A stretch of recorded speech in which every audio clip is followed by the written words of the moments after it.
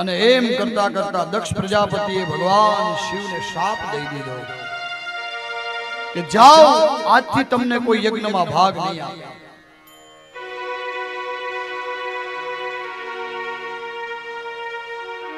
અને આ સહન નંદીથી ન થયું ને નંદી બોલ્યા છે ત્યાં કે હે દક્ષ, જાઓ, હું તમને શ્રાપ આપું છું, તમને બકરાનું મોઢું લાગશે.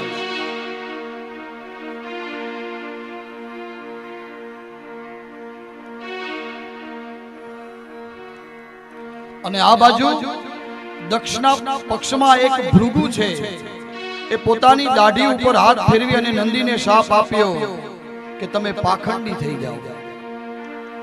ભગવાન શિવજી વિચારે છે કે આ કોઈ સમારોહ છે કે શ્રાપનો સમારોહ છે, સમજાતું નથી કઈ. એકબીજાને શ્રાપ, એકબીજાને શ્રાપ. અને શિવ ભક્તોએ ભૃગુને શાપ આપ્યો, તમે સર્વભક્ષી થાવ. કદાચ અહીંયાથી બોલાતું હશે કે નહીં મને ખબર નથી. એટલી આમાં લખ્યું છે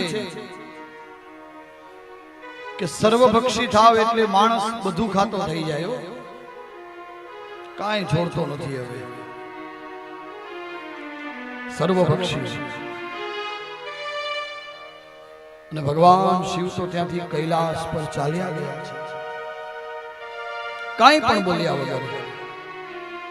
સમય જવા લાગ્યો, સમય જવા લાગ્યો, કોઈ યજ્ઞ કરતું નથી. હવે કેમ કે કોણ પહેલ કરે? શિવજી વગર યજ્ઞ સંભવ ખરો? કોણ કરે? શક્ય જ નથી. એટલે દક્ષ પ્રજાપતિએ યજ્ઞ કર્યો છે અને એમાં ભગવાન શિવજીનું સ્થાન નથી આપ્યું.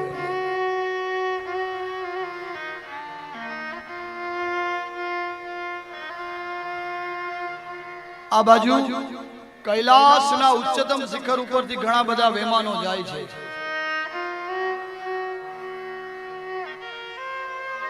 માં સતી જોવે છે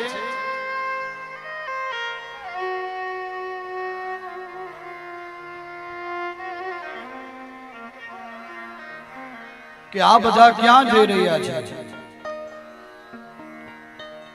ભગવાન શિવજી એની વાતને ટાળે છે.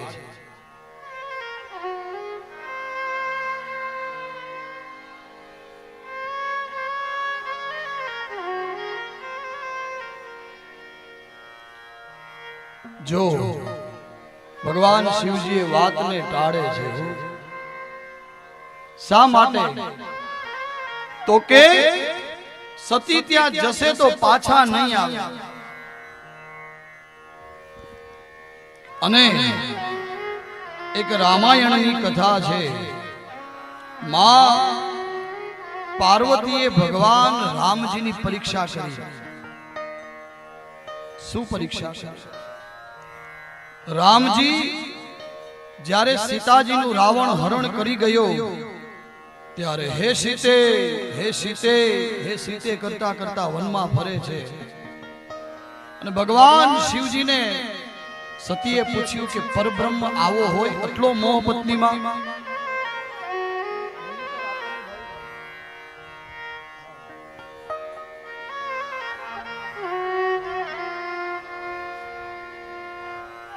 આવો મોહ પત્નીમાં હોય ખરો? એટલે માં સીતાજીનું રૂપ લઈ અને માં સતી આવ્યા છે અને રામજીની પાસે. રામ તો ઓળખી ગયા અને રામજીએ માં ગિરજાની સ્તુતિ કરી છે.